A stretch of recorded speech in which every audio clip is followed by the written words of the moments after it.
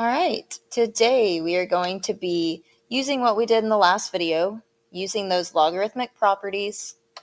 So if I were you, I might have those kind of in front of you so you can see what I'm doing if you forget about those three properties that we talked about. And today we're going to use those properties to solve logarithmic equations. And so there's kind of a few strategies that you should keep in mind. Get all the logarithms to one side. Use the properties as you're able to combine them into one big logarithm. Like this number 1, we've got 2. We don't want that. We want it to be 1. We can rewrite the equation in exponential form if we need to do that, and then we can solve them. There's something called extraneous solutions that we're going to look for too.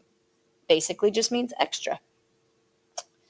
All right, so solve the following equation using log properties. So again, we're kind of putting everything that we did now together. So log base 2 of x plus log base 2 of 7 minus x minus 7 equals 3. All right, the first thing is this is messy and I want to clean it up. I want to consolidate this. Because it's addition, I can consolidate it using the quotient rule, and I can rewrite that as log base 2 of x times x minus 7 equals 3. A lot of people think that this x just goes to like x. It's not. It's distributed to this whole thing. So I'm going to go ahead and clean that up a little bit. Log base 2 of x squared minus 7x equals 3. All right.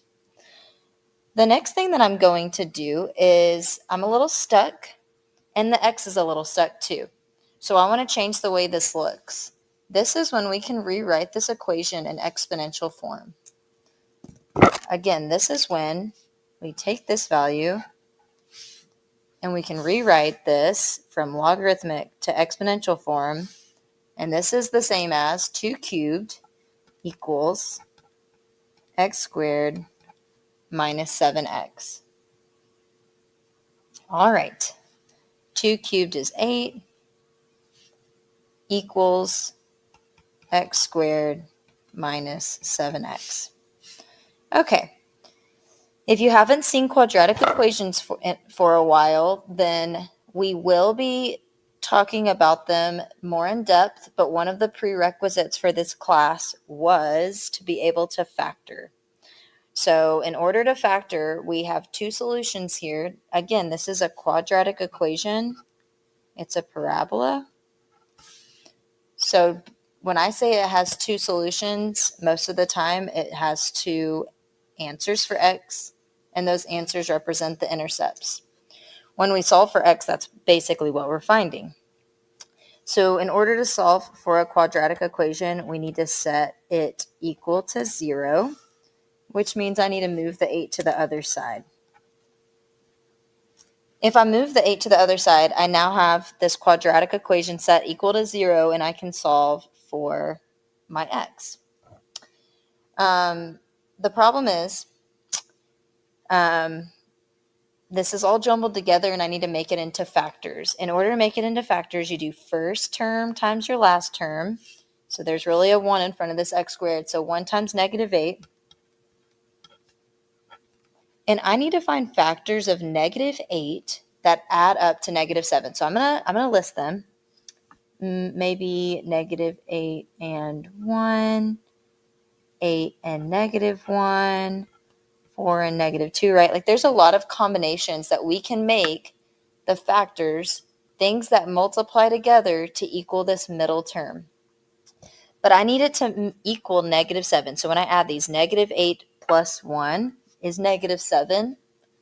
8 times negative 1 is positive 7, right? Like none of these work except 8 and negative 1. So what that then says is I can make these into factors. Okay, this is a very quick refresher on factoring. So if you need a bigger refresher, I'm happy to send you a supplemental video. But basically what this says is I'm breaking this up into saying this is the same thing as x minus 8 times x plus 1. And if I set these both equal to 0 and solve, both of these factors equal to 0, what that would look like is x minus 8 equals 0, so x equals 8. X plus 1 equals 0, x equals -1. Okay, we have two answers. One of these is real and one of them is not. Here's how you know.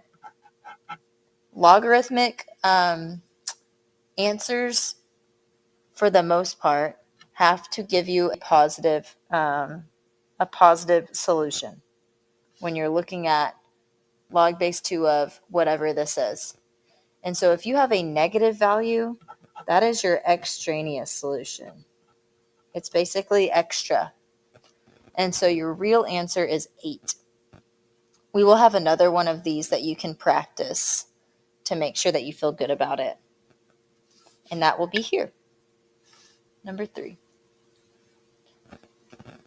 Actually, let's go ahead and do that one. And if you want, please pause the video and try it to see if you feel good about it. If not, the first step that you need to do is you need to move this log to the other side because we want all the logs on the same side. If especially there's extra numbers happening like this 2.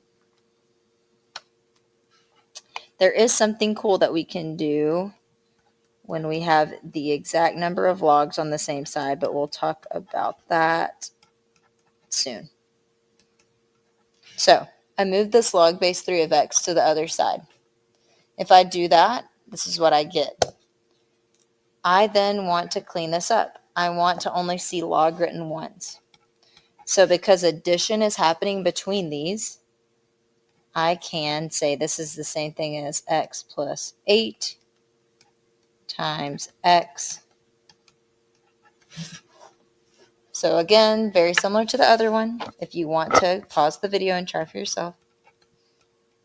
So it's going to be x squared plus 8 equals 2. So I consolidated the log, but now I want to rewrite it from logarithmic to exponential form. So this in exponential form is 3 squared equals x squared plus 8. I have a quadratic again. I know that because it's x squared. I'm sorry, I missed an x here. This is the exact thing I told y'all to be wary of. X squared times 8x. Apologize for that.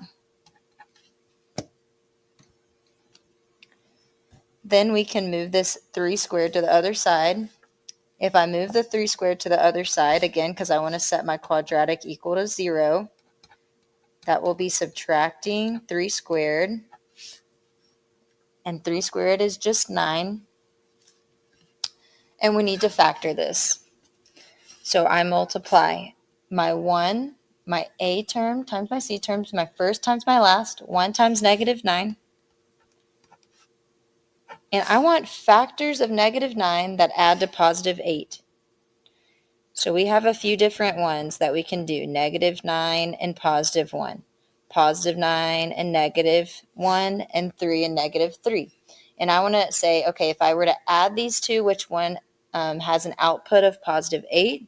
And that would be 9 and -1. So I can rewrite this as x plus 9, x minus 1, set them both equal to 0, and I get x is equal to -9 and x is equal to 1. We want the positive solution. That is the real solution. This one is the extraneous solution. We don't want this one because it's negative. All right. Please pause the video if you need a little bit more time to process this, and I'm going to keep going. So again, we have too many logarithms. I only want to see this written once. Because there is subtraction happening here, I can consolidate this by writing it as division. And again, the first term goes in the numerator, second term goes in the denominator. And then I need to rewrite this from logarithmic to exponential form because my x is stuck. Remember, if the base isn't written, you can assume this base is 10.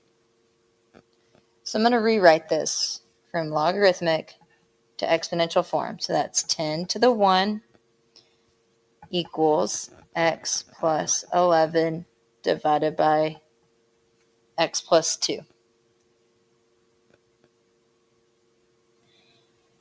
All right, in order to solve, you can do a few different things.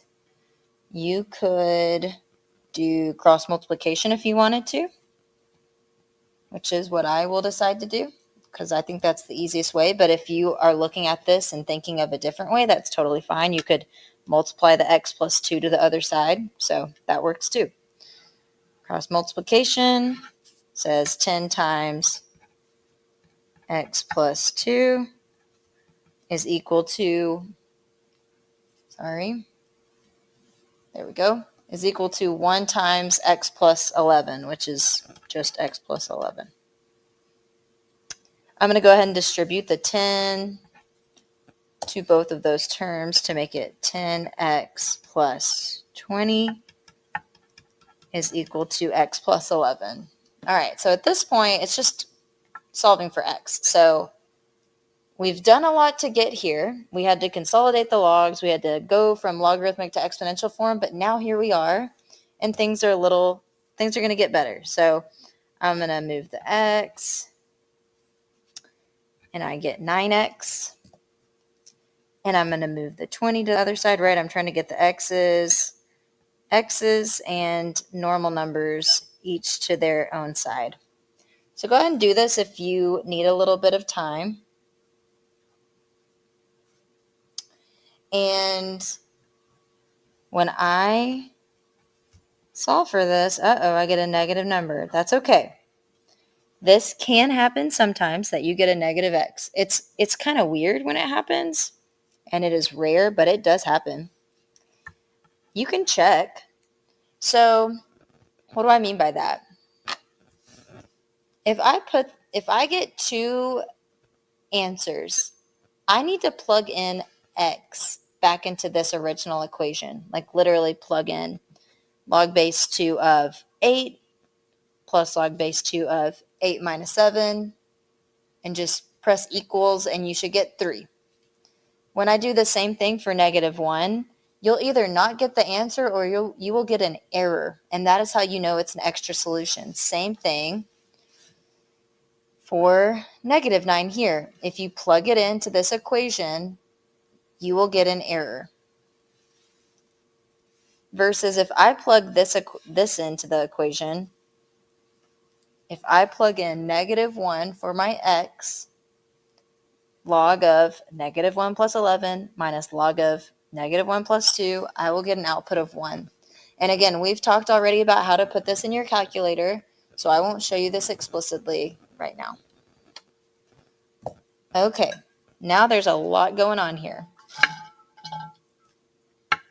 Sorry, let me let this focus. There we go. All right, this is that one that I was talking about. If we have logs on both sides, there's sometimes this little trick that we can do. All right, so let me first consolidate, because we only have one log on the left side, so let me consolidate it to one log on the right side. All right, so this is the same thing as log base 2 of, since it's, I don't know why this is doing this, I'm so sorry. Come on.